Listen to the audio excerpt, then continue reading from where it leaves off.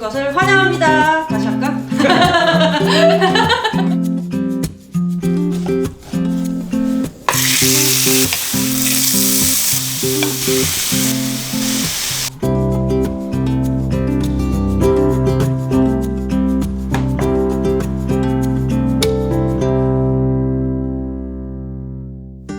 안녕하세요. 류부김치 코너에 오신 것을 환영합니다. 유부김치 코너라고 그랬어요. 네, 류호정과 두부김치를 합친 거예요. 아, 네. 제가 두부김치를 제일 좋아하고 그래서 이 요리를 앞에 두고 이렇게 가볍게 얘기를 나누는 그런 코너입니다. 오늘 첫 손님으로 오늘 출마 기자회견 같이 해주신 성공회대 노동아카데미 주임 교수 하중관 교수님을 모셨습니다. 네, 안녕하세요. 저는 국회 의원들이 기자회견하는 장소에서 번듯하게 하는 건 줄 몰랐어요. 그래가지고 그냥 여러 명 중에 내가 한 명인가 보다 갔더니 그냥 발언하는 두 사람 중에 한 명이어가지고 상당히 긴장했어요. 그런 컨셉인 걸 알았으면 내가 좀 더 품격 있게 잘 준비했을 텐데 그래서 오늘 썩 잘하지 못해서 참 미안합니다. 아니에요. 이런 지지를 받을 수 있다니 내가 참 제 인생이 뿌듯해지더라고요. 그런 정도였어요. 네, 너무 좋아요. 좋았어요.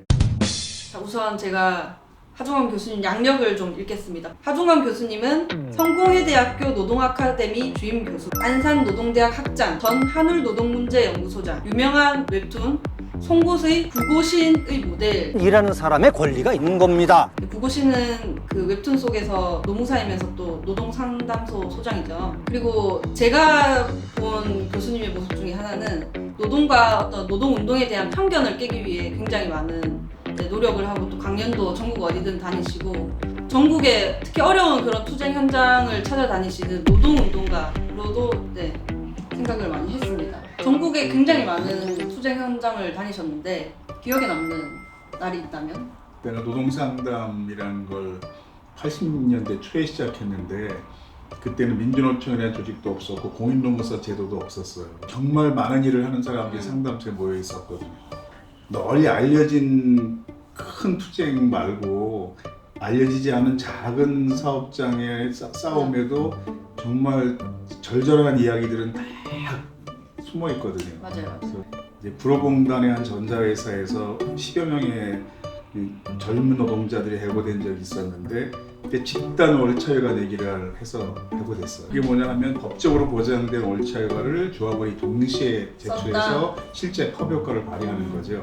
그런 것도 처음에는 잘 사용했는데 한 2년쯤 지나면 법적으로 제동을 걸어서 불법법이다. 노동자들 해고 구속되고 막 이러거든요. 못하게 하나씩 막는 거죠. 그러면 투쟁하다가 해고된 노동자들이 상담소에 찾아오긴 하는데 책상머리에 앉아서 상담하는 사람을 처음부터 신뢰하진 않아요. 도움받겠다고 왔지만 믿을 수는 없거든요. 내 마음을 진짜 알까? 네. 이런 것들. 그래서 시간이 오래 걸려요. 마음속에 깊은 이야기를 들을 때까지는. 그 노동자들을 몇 번 만났는데 파업한 이유를 도저히 모르겠는 거예요. 아, 그래요? 그러니까 그 사업장이 네. 교섭이 진행 중이긴 했는데 파업할 만한 상황은 아니었거든요. 내가 도대체 왜 파업을 한 거냐고 물어도 대답을 안 하더라고요. 그렇게 몇 달이 지났어요. 네. 사건 내용을 모르면 제가 올바로 대응할 수 없잖아요. 그죠. 그래서 계속 물어봤더니 한 노동자가 딱하다니시 보고 있다가 그 표현을 그대로 옮길게. 네. 그때 그 새끼들이 현대중공업하고 KBS에 공권력을 투입했잖아요. 그거 모르세요? 왜 우리 문제만 가지고 파업했을 거라고 생각하세요? 전노협 산하 노조들의 연대 파업을 모두 불법으로 간주해서 즉각 경찰력을 동원해 강제 진압하기로 했다. 그런 일이 있어요. 그때 전노협 시절이었어요. 그 현대중공업 KBS가 비슷한 시기에 파업에 돌입했어요. 정부가 공권력을 투입하겠다고 이제 내세웠고 법과 질서를 세우면서 그러니까 전노협 모든 사업장에서 선언한 거죠. 만약 현대중공업하고 KBS 공권력이 투입되면 우리 전면적 동시 파업에 들어가겠다. 공동 투쟁을 하겠다. 네, 그랬는데 대부분 그 약속 못 지켰거든요. 근데 약속을 지킨 거네. 열 몇 명의 조합원이 있는 작은 사업장에서 그 약속을 지킨 거예요. 그러니까 물어본 사람이 굉장히 부끄럽잖아요. 그래서 항상 상담하면서 부끄러움을 통해서 배운다. 제가 이런 기억나는 사업장. 근데 어떤 노동자는 밥 때만 되면 오는 사람들이 있어요. 그래? 밥 먹으래요? 네. 워낙 어려우니까 해고되지. 근데 그런 사람 중에 굉장히 비호감형인 사람도 있거든요. 조폭생을 하는 아. 것도 있고 이런 사람들도.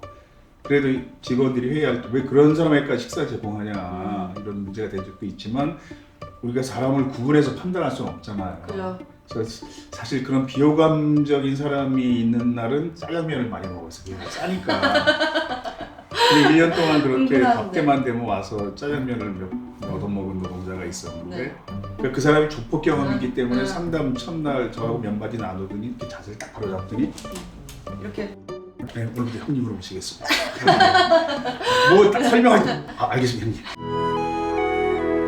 이런 사람이 그런 사람이었거든. 그래서 형이 저를 형이라고 불렀는데 12월 31일 날 직원들 다 퇴근하고 그 노동자가 왔는데 그동안 얻어먹은 인생 갚겠다고 왔어. 100원짜리 동전 짜장면 아. 두 그릇 값을 딱 아, 손에 들고 왔더라고 그 사람이. 딱 근데 저는 판에 그걸 몰랐기 마음이- 때문에 내가 올해 너한테 사준 짜장면이 수십 그릇인데 올해 마지막 날까지 짜장면을 먹을 수는 없다. 아, 네. 그러니까 다른 거 먹자. 네. 그랬더니 짜장면 먹자고 계속 그러더라고요. 아. 최소 볶음밥 정도 먹어야지. 네. 이렇게 나는 짜장면이 그거, 좋으니까 네. 짜장면 먹고 형은 볶음밥 시키라고. 그러니까 중국집 철가방 소년이 이제 음식을 갖고 와서 오늘처럼 이렇게 상에 놨어요. 야 오늘 저 친구가 돈 냈는데 빨리 돈 받아. 그때 근데 한 움큼을 꺼내는데 아, 그 친구가 한 말을 그대로 옮길게요. 뭐라고? 에이씨 짜장면 두 그릇밖에 못 했는데 동전 한 움큼을 꺼내는 거예요. 그래서 돈 모자랐어요? 네, 모자라는 거 아. 형님이 내십시오. 그래서 제가 아. 조금 더 냈죠. 정말 소뚜껑만한 네. 큰 손으로 주머니에서 100원짜리 한 움큼을 꺼냈는데 그 짜장면 딱 두 그릇 값이었다. 진짜 연말마다 그 생각 나요. 그래서 이거 먹을 때마다 생각나고 그렇습니다. 그리고 강경대 전국이라고 부르는 시기가 있었어요. 강경대라는 대학생이 시위 현장에서 최루탄 맞고 사망했을 때 거의 한 달 동안 매일 전국에서 집회가 열렸을 때 그 서울시청 뒷골목에서 직격 최루탄을 맞고 온몸에 화상을 입은 채 죽을 뻔하다가 살아난 여성 노동자가 있었는데 나중에 정부를 상대로 소송을 하겠다고 찾아왔더라고요. 근데 몇 달 동안 한 번도 웃는 걸 보여주지 않더라고요. 웃는 모습. 웃는 모습을? 그러니까 이제 곁을 내주지 않는다 이런 표현이 아, 있잖아요. 그런 느낌. 같이 밥을 먹은 적도 있고 거의 밤새 소리를 준비한 적도 있는데 한 번도 웃지 않으니까 아, 이 사람이 도움받고 싶어 왔지만 나를 싫어하는구나. 뭔가 내가 마음에 안 들어하는구나. 왜 그랬을까? 이렇게 내가 네. 결론 내리고 네. 열심히 도와줬어요. 크리스마스 때 이제 카드가 한 장 왔어요. 뭐라고 써있냐면 항상 고맙다는 거라 싶었습니다. 아, 표현을 못 하신 네, 거구나. 근데 그렇게 말하는 것보다 이 땅 노동자의 딸로 태어나. 아까 출마 선언할 때 어머니 얘기했을 때 그 생각이 났는데 좀 감동스러워. 네. 이 땅 노동자의 딸로 태어나 바르게 살아가는 것이 진정으로 그 고마움을 답하는 제가 생각했습니다. 그래서 이 카드는 내가 오늘 하루 종일 걸려서 만든 겁니다. 써있더라고요. 그러니까 이런 일들이 이 일에서 떠나지 못하게 하는 중요한 계기지 그때 정부를 상대로 소송을 해서 몇 천만 원을 받았다 막 이런 것보다 이런 게 오래 남는 마음을 거죠. 느낄 때요. 이 카드 얘기하니까 갑자기 생각이 나는데 그 제가 회사 다닐 때 그 성 관련 어떤 신고가 들어간 적이 있거든요. 증인으로 갑자기 나와달라고 연락이 왔어요.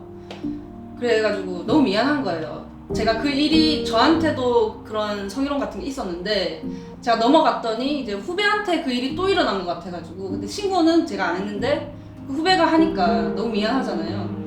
그래서 이제 너무 미안하다. 내가 그때 신고를 했으면 됐을 건데 갑자기 그렇게 하면서 제가 할 수 있는 모든 걸 다 했어요. 이제 당신 잘못이 아니고 내가 할 수 있는 거 모든 걸 다 했다. 너무 막 상처받지 말고 하자. 그래가지고 뭐 결과가 막 아주 마음에 들긴 안 나왔지만 어쨌든 뭐 처벌도 되기도 했고 근데 또 결국 퇴사를 했거든요. 근데 그러면서 저한테 카드를 하나 줬는데 이제 제가 그때 통화하면서 했던 그 미안하다 뭐 이런 말들 때문에 본인이 버티면서 왔대요. 그래가지고 이제 저도 가끔 그 카드를 꺼내봐요. 힘들 때. 생각나. 근데 사실은 하종관 교수님한테 질문한 거였는데 내 이야기를 해버렸네. 류효정 이전과 위의 시대를 구분할 수 있다 이런 새로운 바람을 앞으로 진보 정치에서 일으킬 수 있을 것이다 이런 기대를 했기 때문에